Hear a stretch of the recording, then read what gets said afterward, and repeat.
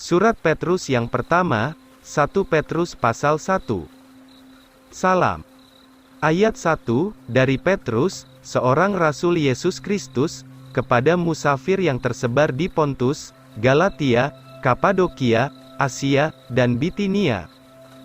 Yang terpilih menurut pengetahuan Allah Bapa yang tahu lebih dahulu, yaitu melalui penyucian roh, menuju kepada ketaatan, dan percikan darah Yesus Kristus, anugerah bagimu dan sejahtera berlimpah-limpah ke atasmu. Pengharapan, iman dan kasih. Ayat 3, terpujilah Allah, Bapa dari Tuhan kita Yesus Kristus, yang menurut belas kasihannya yang besar, sudah melahirkan kita kembali, kepada pengharapan yang hidup, karena kebangkitan Yesus Kristus dari antara orang mati. Untuk menerima suatu warisan yang tidak dapat binasa, dan tidak tercemar dan tidak akan layu, yang tersimpan di surga bagi kamu. Yang terpelihara oleh kuasa Allah, melalui iman kepada keselamatan, yang siap dinyatakan pada akhir zaman. Di dalam hal ini kamu sangat bersuka cita, walaupun sekarang ini untuk sedikit masa, jikalau perlu, kamu berduka cita di dalam berbagai-bagai pencobaan. Supaya pembuktian dari imanmu, yang lebih berharga dari emas yang akan binasa, walaupun diuji dengan api, namun didapati mendatangkan pujian, dan hormat, dan kemuliaan, pada waktu Yesus Kristus dinyatakan. Sekalipun kamu belum melihat Dia, kamu mengasihinya. Walaupun sekarang kamu tidak melihat Dia, namun kamu percaya, dan kamu bergembira dengan sukacita yang tidak terkatakan, dan penuh kemuliaan. Sambil menerima tujuan akhir imanmu, yaitu keselamatan jiwamu.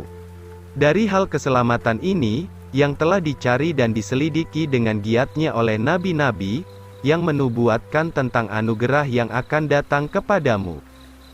Dengan memeriksa apa dan bagaimana keadaan masa yang dinyatakan oleh Roh Kudus yang ada di dalam mereka, ketika menyaksikan sebelumnya tentang segala penderitaan Kristus dan kemuliaan yang akan menyusulnya. Kepada mereka hal itu telah dinyatakan, bahwa bukan bagi mereka sendiri melainkan bagi kitalah. Mereka sudah melayani hal-hal itu, yang sekarang diberitakan kepadamu, oleh mereka yang sudah memberitakan Injil kepada kamu, dengan Roh Kudus yang diutus dari surga, yaitu hal-hal yang malaikat-malaikat pun ingin mengetahuinya. Kekudusan dan kasih persaudaraan. Ayat 13, sebab itu ikatlah pinggang pikiranmu, waspadalah, dan berharaplah sepenuhnya akan anugerah yang akan dibawakan bagimu pada waktu Yesus Kristus dinyatakan. Sebagaimana anak-anak yang taat, jangan cara hidupmu dicocokkan menuruti hawa nafsumu yang dahulu, pada waktu kamu belum mengerti. Tetapi sebagaimana Dia yang sudah memanggil kamu adalah kudus, begitu juga jadilah kamu kudus di dalam segala segi hidupmu. Sebab ada tertulis, jadilah kamu kudus, sebab aku kudus. Dan jika kamu menyeru kepada Bapa, yang menghakimi menurut perbuatan masing-masing dengan tidak memandang rupa orang, maka hendaklah kamu melakukan dirimu dengan takut selama kamu menumpang di dunia ini. Sebab kamu mengetahui bahwa kamu sudah ditebus dari kehidupanmu yang sia-sia, yang diwariskan oleh nenek moyangmu, bukan dengan barang-barang yang akan binasa, seperti perak atau emas. Melainkan dengan darah Kristus yang mulia, yang seperti darah anak domba yang tidak bercacat dan tidak bernoda. Yang sesungguhnya sudah diketahui terdahulu sebelum penciptaan dunia ini, tetapi dinyatakan pada akhir zaman ini karena kamu. Yang olehnya, kamu percaya kepada Allah, yang telah membangkitkan Dia dari antara orang mati, dan memberi Dia kemuliaan, supaya iman dan pengharapanmu berada di dalam Allah.